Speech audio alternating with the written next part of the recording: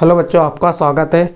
बच्चों, इसके पहले के वीडियो में मैंने कुछ इंपॉर्टेंट क्वेश्चन बताया था, जिसमें fill in the blank, choose the correct option, सत्य असत्य और सही जोड़ी बताया था।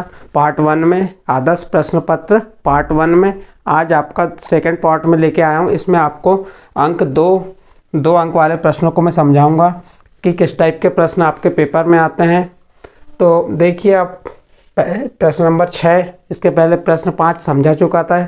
तो पहले वाले वीडियो में अब प्रश्न नंबर 6 कह रहा है संख्याओं 135 और 225 का यूक्लिड विभाजन एल्गोरिथम का प्रयोग करके एचसीएफ ज्ञात कीजिए। प्रश्न क्या है? संख्याओं 135 और 225 का कौन सी विभाजन यूक्लिड एल्गोरिथम का प्रयोग करके एचसीएफ यानी महत्तम समापत्ति ज्ञात कीजिए। तो आपको एचसीएफ ज्ञात करना है। तो आप इसको कैसे करते हैं देख लीजिए। यहाँ पे सबसे पहले आप हल लिखेंगे। हल लिखने के बाद आप यहाँ देखेंगे सबसे बड़ी संख्या कौन सी है? 225 क्या है? बड़ी है किससे? 135 से। तो अब इसका हम यूक्लिड विभाजन एल्गोरिथम प्रमेय के माध्यम से हल करते हैं। तो सबसे पहले क्या करेंगे? 225 में किसका भाग देंगे? 135 का भाग देंगे। 135 का भाग 225 में एक बार जाएगा तो कितना आ जाएगा? 135। अब इसको क्या करें? घटा दीजिए। 5 में से 5 घटाए तो 0 आया। यहाँ 2 में से 3 नहीं घटेगा तो आपको क्या करना पड़ेगा?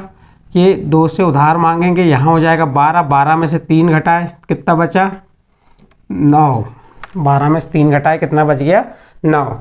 अब आपका जो शेषफल बचा, क्या बचा? 90।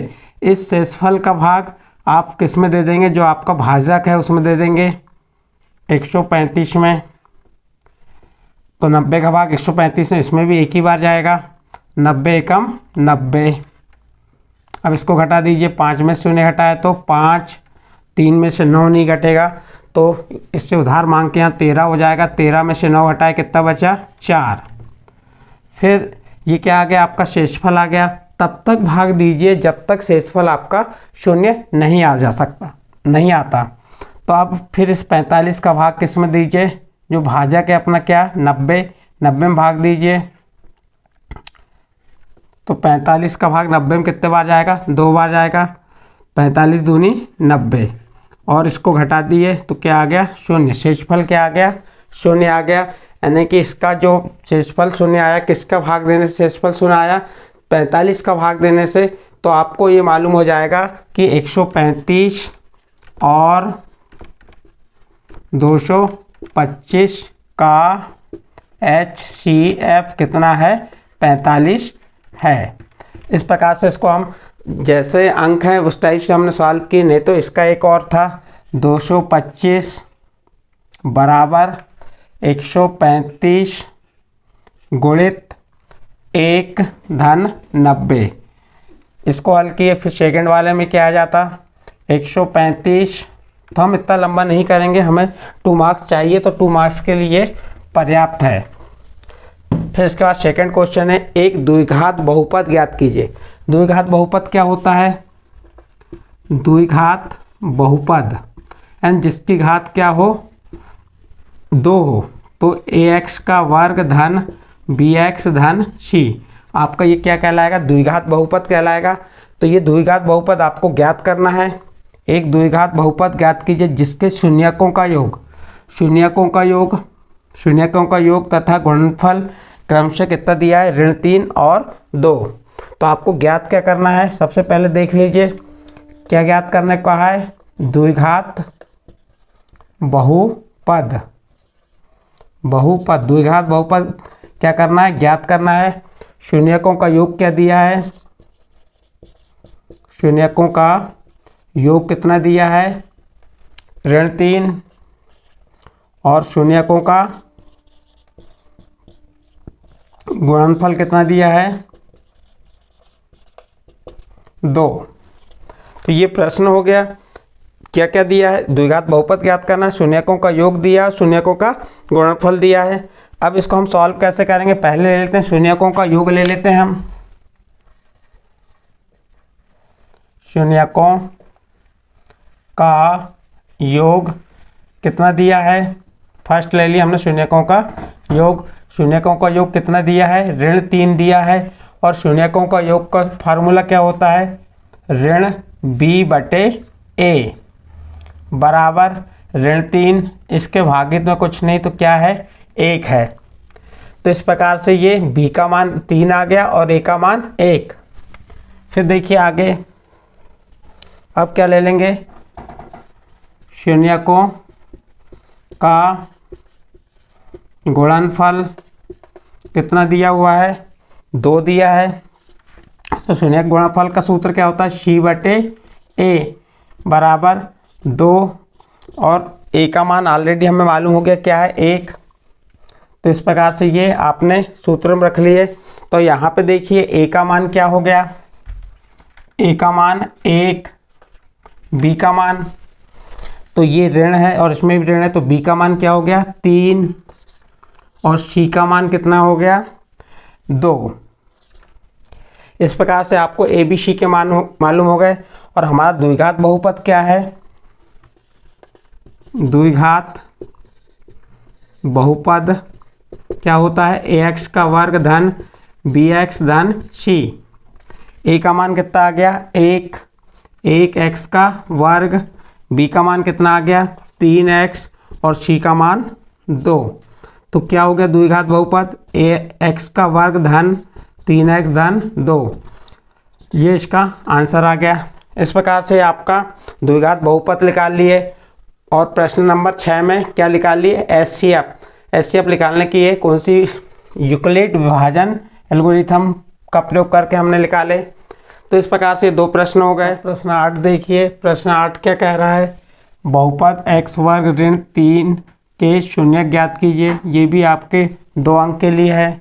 यह भी जितने प्रश्न बता रहे हैं 2 अंक वाले बता रहे हैं। इसके बाद आपको 3 अंक के, फिर 4 अंक के। इस प्रकार से ये आदर्श प्रश्न पत्र जो है पार्ट 1, पार्ट 2, पार्ट 3 तक आपका कल कंप्लीट हो जाएगा और आपके पास आपकी हाफ ईयरली एग्जाम के लिए तैयारी के लिए पहुंच जाएगा। ठीक है, देखिए प्रश्न नंबर क्या है 8, उसको अभी क्या दिया है, बहुपद x की घात 2 ऋण 3 के शून्यक ज्ञात कीजिए। तो सबसे पहले प्रश्न में बहुपद क्या दिया है,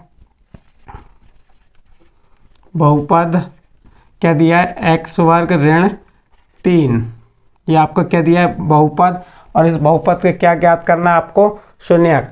तो क्या कर लीजिए आप यहाँ पे x वर्ग, ये 3 को हम लिख सकते हैं करनी 3 पूरे का वर्ग। करनी 3 का वर्ग 3 होता है, तो इसको इस प्रकार से लिख दी हमने। और इसके बराबर हम मान लेते हैं, क्या मान लेंगे, शून्य मान लेंगे।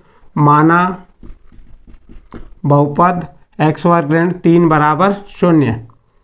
तो अब इसके बाद देखिए यहाँ पे एक फार्मूला लग जाएगा, आपका फार्मूला लग जाएगा a वर्ग ऋण b वर्ग बराबर होता है a धन b, एक कोष्ठक में दूसरे कोष्ठक में a ऋण b। इस फार्मूले का यूज़ कर देंगे तो ये क्या हो जाएगा, यहाँ पे x धन करनी 3, एक कोष्ठक में दूसरे कोष्ठक में x ऋण करनी 3 बराबर 0। एक बार क्या करें, x धन करनी 3 बराबर क्या ले लेंगे, 0। तो x की वैल्यू क्या हो जाएगी, धन करनी 3 का पक्षांतर की तो ऋण करनी 3। फिर क्या ले लिए, x ऋण करनी 3 बराबर 0। तो x बराबर ऋण करनी 3 का पक्षांतर की धन करनी 3। इस प्रकार से ऋण करनी 3 और धन करनी 3 ये क्या हो गए, बहुपद x वर्ग ऋण 3 के शून्यक ऋण करनी 3 एवं करनी 3 है। इस प्रकार से हमने इसका आंसर ला दिए, एक छोटे तरीके से बताए। ये सूत्र अधिकतर आपका यूज़ होता है, इस सूत्र को ध्यान रखना है। बस आपको इस सवाल में क्या ध्यान रखना है कि जो बहुपद के शून्यक ज्ञात करना, शून्यक का मान क्या होता है, बहुपद के शून्य के बराबर होता है। तो हम माना बहुपद x वर्ग ऋण 3 बराबर 0। x वर्ग जैसा का वैसा लिख दिए, ऋण करनी 3 का वर्ग इसलिए लिखे क्योंकि करनी 3 का वर्ग का मान क्या होता है 3, तो 3 को इस रूप में लिख दिए। और फिर a वर्ग ऋण b वर्ग बराबर a धन b, a ऋण b वाला फार्मूला लगा दिए। तो इस संख्या को एक बार धन में लिख दिए, एक बार ऋण में लिख दिए और एक बार इसके साथ शून्य को ले लिए। तो x का मान ऋण करनी 3 आ गया। फिर x ऋण कर्णी 3 के साथ शून्य को लिए तो x का मान कर्णी 3 आ गया। इस प्रकार बहुपद x वर्ग ऋण 3 के शून्यक ज्ञात हो गए। नेक्स्ट इसके बाद प्रश्न नंबर 9 एपी मीन्स समानांतर श्रेणी 3, 8, 13, 18 का कौन सा पद 78 है। आपको ये बताना है कि ये श्रेणी है 3, 8, 13, 18 और चलते जाएंगे तो कौन सा पद, जो पद आएगा वो कौन सा पद 78 होगा, तो हमको पद बताना है। तो यहाँ क्या क्या दिया देख लेते हैं हम। सबसे पहले आपका हल लिखेंगे।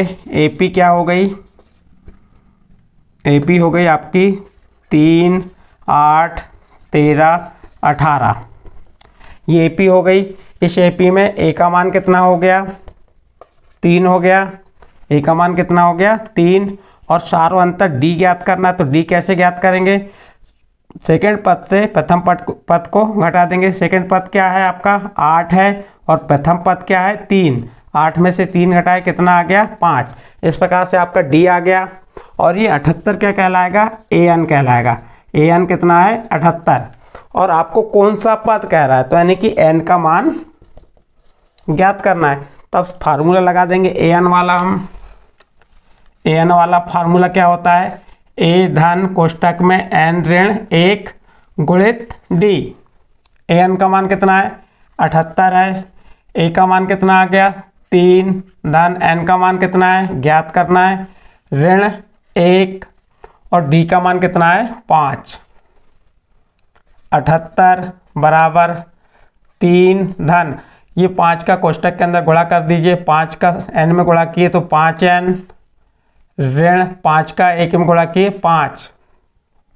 78 बराबर, अब 3 में से 5 घटा दो, यहाँ 5n बचा और 3 में से 5 घटाए तो कितना बचा ऋण 2। क्योंकि छोटी संख्या में से बड़ी संख्या घटती नहीं है तो 5 में से 3 घटाए तो क्या आ गया 2।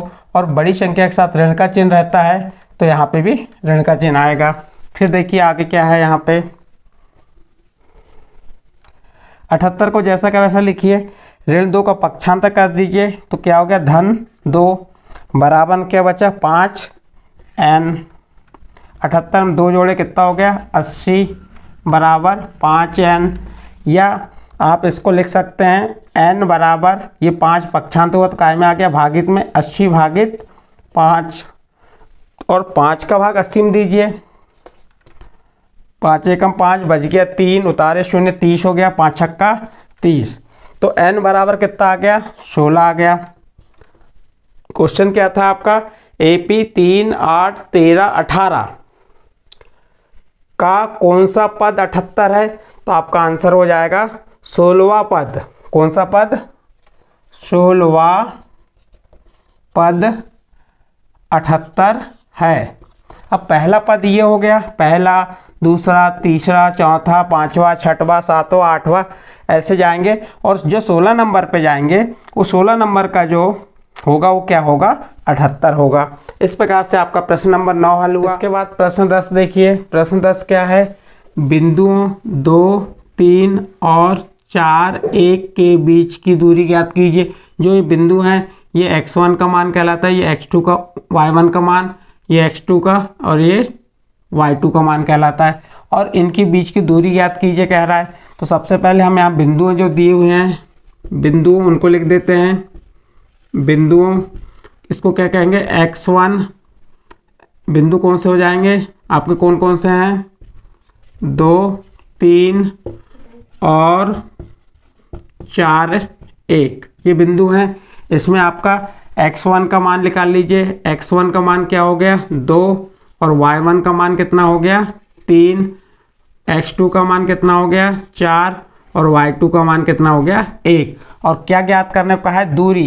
तो दूरी का सूत्र क्या होता है, दूरी का सूत्र होता है कर्णी के अंदर ब्रैकेट में x2 minus x1 whole square plus y2 minus y1 whole square. तो ये आपका दूरी का सूत्र क्या हो गया, कर्णी के अंदर x2 माइनस x1 पूरे का वर्ग धन y2 माइनस y1 पूरे का वर्ग। इस प्रकार से आपका ये सूत्र हो गया। सूत्र में हम कुछ नहीं x1, y1, x2, y2 के मान को रख दीजिए। x2 का मान कितना है 4, ऋण x1 का मान कितना है 2 पूरे का वर्ग, y2 का मान कितना है 1, ऋण y1 का मान कितना है 3 पूरे का वर्ग, 4 में से 2 घटाए तो 2 पूरे का वर्ग, धन 1 में से ऋण 3 घटाए तो ऋण 2 पूरे का वर्ग। ऋण क्यों आया? क्योंकि बड़ी संख्या के साथ ऋण का चिन्ह है।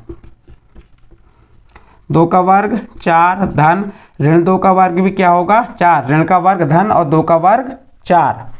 अब 4 में 4 जोड़ दीजिए, कितना हो गया 8। अब 8 का वर्गमूल क्या होता है, 8 का वर्गमूल निकाल के देख लीजिए। 2 चौके 8, 2 दूनी 4, 2 एकम 2, किसके जोड़े बन रहे हैं 2 जोड़े, एक ही जोड़ा बन रहा है तो करनी के बाहर हो गया, तो 2 करनी 2 इकाई। इस प्रकार से जो इसकी दूरी ज्ञात हो गई, किसकी दूरी ज्ञात कर ली, हमारे प्रश्न में कहा था बिंदुओं, तो लास्ट में आंसर में लिखना चाहिए, क्या लिखना चाहिए, बिंदुओं के बीच की दूरी, बिंदुओं के बीच की दूरी 2 करनी 3 इकाई है। इस प्रकार से मैंने आपको प्रश्न 8, 9 और 10 बताया। अब इसके आगे फिर जितने भी 2 अंक के क्वेश्चन हैं उनको सभी को मैं सॉल्व कराऊंगा। देखिए आपको प्रश्न 9 बता रहे हैं। प्रश्न 9 क्या कह रहा है, द्विघात व्यंजक x वर्ग ऋण 7x धन 10 के शून्यक ज्ञात कीजिए और शून्यकों तथा गुणांकों के बीच के संबंध की जांच कीजिए।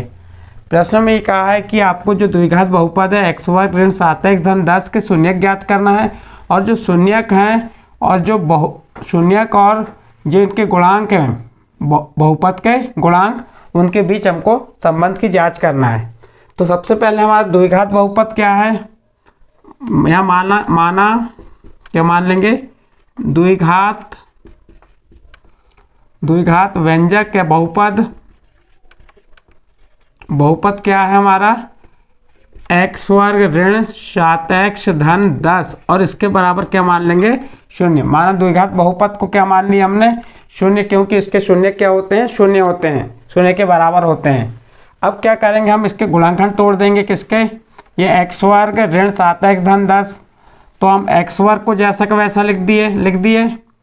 अब किस मध्य पद को तोड़ना है, तो इसका प्रथम पद का मान गुणांक और अंतिम पद का गुणा करेंगे। प्रथम पद का गुणांक क्या है 1 और अंतिम पद क्या है 10। अब 1 का 10 में गुणा कीजिए, कितना आ गया 10। अब आप ऐसा क्यों कर रहे हैं, हमारा जो मध्य पद है इसको तोड़ रहे हैं। मध्य पद को तोड़ने के लिए आपको प्रथम पद का अंतिम पद में गुणा करना है, तो गुणा किए तो कितना आया 10। अब ऐसी संख्या का इस संख्या से गुणा कीजिए कि गुणा करने पे धन 10 आए और जोड़ने घटाने पे ऋण 7 आए, जो मध्य पद है। तो हम क्या करेंगे, ऋण 2 का ऋण 5 से गुणा करेंगे तो कितना आ जाएगा, धन 10 आ जाएगा। देखिए ऋण 2 ऋण का धन और 2 पंचे 10, और वही संख्या ऋण 2 में ऋण 5 को जोड़ेंगे तो कितना आ जाएगा अपना ऋण 7। तो ये आ गया हमारा मध्य पद ऋण 7 और गुणा करने पे 10 आ गया। तो अब इसको कैसे लिखेंगे, देखिए यहाँ पे x वर्ग लिख दिए पहले, फिर ये ऋण चिन्ह 2 और इसके साथ x, फिर ऋण 5x धन 10। कौन सा पद तोड़े आपने, मध्य पद को तोड़े। बस यही स्टेप आपको बन जाना चाहिए, ये स्टेप तोड़ते बन गए तो आप आगे हल कर लेंगे। फिर से पुनः बता रहा हूँ कि जब मध्य पद को हम तोड़ रहे हैं, मध्य पद को तोड़ने के लिए हमको क्या करना पड़ेगा, प्रथम पद का अंतिम पद में गुणा किए। ये कि हमने प्रथम पद का अंतिम पद में गुणा की, तो 1 का 10 में गुणा की 10 आया। अब ये जो गुणनफल 10 आया, अब इसके ऐसे गुणाखंड तोड़ना है कि गुणा करने पे 10 आए और वही संख्या को जोड़ने या घटाने पे कितना है, ऋण 7 आए। तो हमने ऋण 2 का ऋण 5 से गुणा की तो धन 10 आ गया, और ऋण 2 में ऋण 5 की जोड़े तो ऋण 7 आ गया। और जो ये वाली संख्या है इसको बीच में लिख दिए और उसके साथ x लगा दिए, क्योंकि ऋण 2 और ऋण 5x जोड़े तो कितना हो गया, ऋण 7x।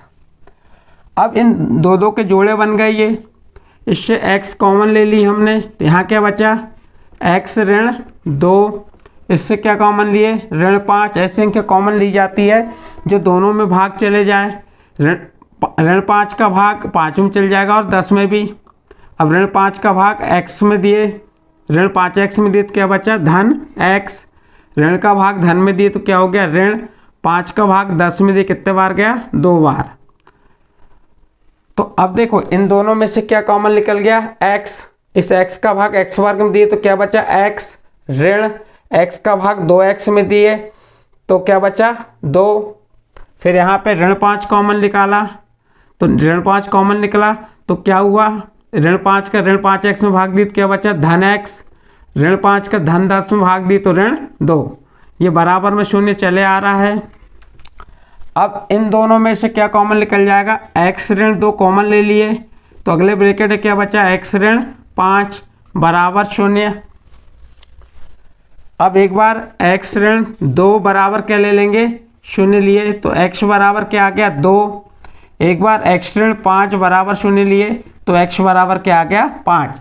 तो ये 2 और 5 क्या हो गए शून्यक हो गए। शून्यक क्या आ गए हमारे शून्यक कितने हो गए 2 एवं 5 हैं। द्विघात व्यंजक x वर्ग ऋण 7x धन 10 के शून्यक क्या हो गए 2 और 5 हो गए। अब क्या कह रहा है शून्यकों तथा गुणांकों के बीच संबंध की जांच कीजिए। तो इसको हम जो हमारे शून्यकों का योगफल और गुणनफल से ज्ञात कर देंगे। शून्यकों का योगफल मीन्स अल्फा धन बीटा बराबर सूत्र क्या होता है ऋण b बटे a। ये अल्फा और बीटा क्या है शून्यक हैं तो एक शून्यक क्या हो गया हमारा 2, दूसरा शून्यक क्या हो गया 5। अब ऋण b का मान देखिए यहाँ पे कितना है ऋण 7 और a का मान कितना है 1। 2 में 5 जोड़े कितना आ गया 7 और ऋण का ऋण में गुणा किए धन और 1 का भाग 7 में दिए 7। ये दोनों बराबर आ गए यानी कि हमने जांच की तो ये हमारा सही है। इसी प्रकार एक बार और चेक कर सकते हैं। किससे कर सकते हैं हम अल्फा इंटू बीटा बराबर सूत्र होता है सी बटे अल्फा का मान कितना है 2 और बीटा का मान 5 और सी का मान क्या है 10 और ए का मान 1। यानी कि इधर गुणांकों के मान आ गए इधर शून्यकों के मान आ गए। जब दोनों के मान बराबर आ गए तो उनके बीच के संबंध स्थापित हो गया। 2 का 5 में गुणा की कितना आ गया 10 और 1 का 10 में भाग दी 10 यानी कि कैसे हो गए बराबर हो गए यानी कि हमारा उत्तर सही है। इस प्रकार से ये आपका प्रश्न नंबर 9 हुआ। प्रश्न 10 क्या कह रहा है पाइथागोरस प्रमेय का कथन लिखिए। आपको 2 अंक में ये भी पूछ सकता है पाइथागोरस प्रमेय का कथन। तो पाइथागोरस प्रमेय का कथन होता है किसी समकोण त्रिभुज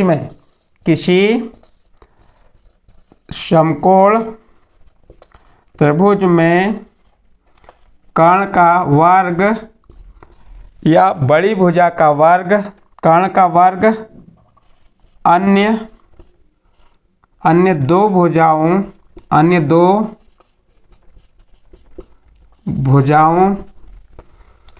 के वर्गों के योगफल के बराबर होता है। फिर से बता दे रहा है कि पाइथागोरस प्रमेय क्या है किसी समकोण त्रिभुज में कर्ण का वर्ग अन्य दो भुजा के वर्गों के योगफल के बराबर होता है। ये पाइथागोरस प्रमेय हो गई। ये आपको इसका कथन लिखने के लिए आ सकता है। इसी प्रकार अगली प्रमेय है थेल्स प्रमेय का कथन। थेल्स प्रमेय का कथन क्या है किसी त्रिभुज में एक भुजा के समानांतर खींची गई रेखा अन्य दो भुजाओं को समान अनुपात में विभाजित करती है। थेल्स प्रमेय को क्या कहते हैं आधारभूत अनुपातिक प्रमेय भी कहते हैं। तो थेल्स प्रमेय कथन क्या हो गया किसी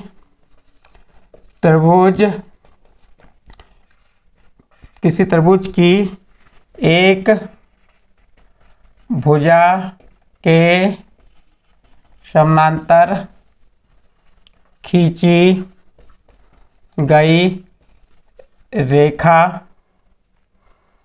गई रेखा अन्य दो भुजाओं को समान अनुपात में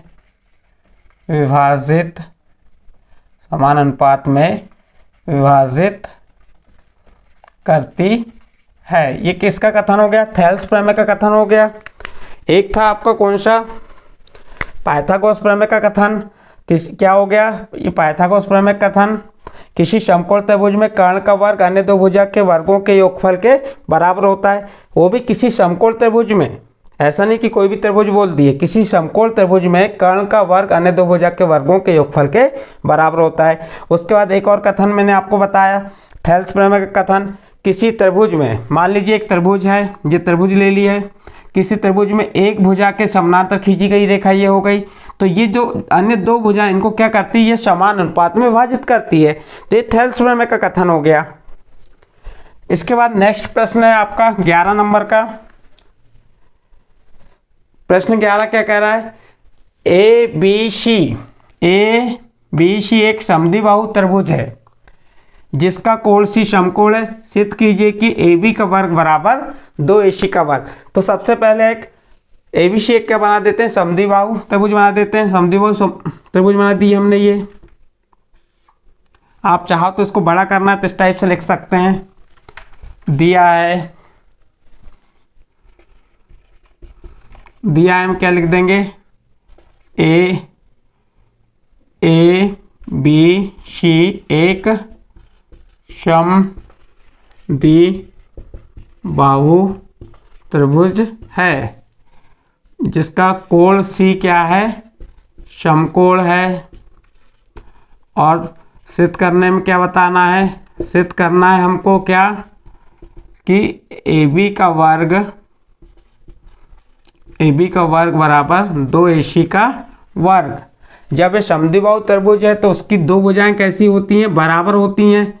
तो आपकी कौन सी दो भुजाएं बराबर हो जाएंगी? ए बी बराबर AC। तब इसके बाद हम समकोण त्रिभुज बना देते हैं। यहाँ पे एक ये समकोण त्रिभुज बना दिए हम, छोटा बनाए, इसको नाम दिए ए बी और सी पे 90 अंश का कोण बनेगा। अब इसमें हम क्या लगा देते हैं? एक पाइथागोरस प्रमेय लगा देते हैं। समकोण यहाँ लिखेंगे, समकोण त्रिभुज ACB में क्या लगाएंगे? पाइथागोरस प्रमेय। पाइथागोरस प्रमेय क्या होती है? कर्ण का वर्ग बराबर लंब का वर्ग धन आधार का वर्ग। कर्ण क्या है? AB का वर्ग। कर्ण क्या है? AB का वर्ग। लंब क्या हो गया? AC का वर्ग।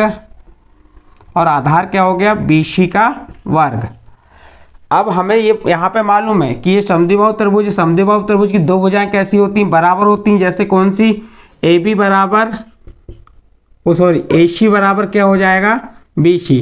ये दो भुजाएं कैसी होती हैं? बराबर होती हैं। तो हम क्या करेंगे यहाँ पे? AB का वर्ग तो जैसा का वैसा लिख दी हमने बराबर। अब यहाँ पे AC का वर्ग भी जैसा का वैसा लिख दिए धन BC के स्थान पे क्या लिख देंगे? AC पूरे का वर्ग। अब BC के स्थान पे AC क्यों लिखे? क्योंकि समद्विबाहु त्रिभुज की दो भुजाएं कैसी होती हैं? बराबर होती हैं।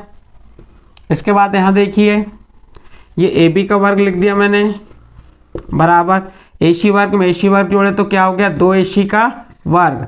और हमें यही सिद्ध करना था AB वर्ग बराबर 2AC का वर्ग, तो लास्ट में लिख देंगे इति सिद्धम। ये भी क्वेश्चन अधिकतर पेपर में आते हैं। बहुत सरल क्वेश्चन है, कुछ नहीं करना है आपको। एक पाइथागोरस प्रमेय का यूज करना है और समद्विबाहु त्रिभुज कहा है इसलिए उसकी दो भुजाएं ऑलरेडी क्या होंगी? बराबर होंगी। इस प्रकार से आपने प्रश्न 11 को हल किए। फिर एक और प्रश्न मैंने आपको बहुत सरल टाइप का बताया हूँ जो पेपर में आ सकता है। यहाँ दिया tan A बराबर cot B, तो सिद्ध कीजिए कि A धन B बराबर 90 अंश। तो क्या दिया है अपने पास? tan A बराबर cot B ये दिया हुआ है। हमारा एक सूत्र होता है, उस सूत्र के आधार पर इसको बदलेंगे। देखिए tan हम A जैसा का वैसा लिख दिए, cot को हम बदल सकते हैं ऐसा tan 90 ऋण B, क्योंकि हमारा tan 90 ऋण थीटा बराबर क्या होता है? cot theta. तो tan 90 ऋण B बराबर क्या होगा? cot B। तो हमने किसको बदल दिए? cot B को बदले क्या? tan 90 ऋण B। अब tan से tan कैंसिल कर दी, तुलना किए तो A बराबर क्या बचा? 90 ऋण बी, और ऋण बी के इधर पक्षांतर कर दिए तो धन बी बन गया बराबर 90, और यही सिद्ध करने को कहा है, तो ये हो गया इति सिद्धम। इस प्रकार बच्चों आपको मैंने 9वां 10वां 11 12 इस प्रकार से मैंने आपके प्रश्न क्रमांक 6 7 8 9 10 11 12 इस वीडियो में बताया हूँ। ये पार्ट 2 है, और इसके बाद पार्ट 3 में फिर इसके आगे के 3 नंबर के और 4 नंबर के प्रश्न बताऊंगा।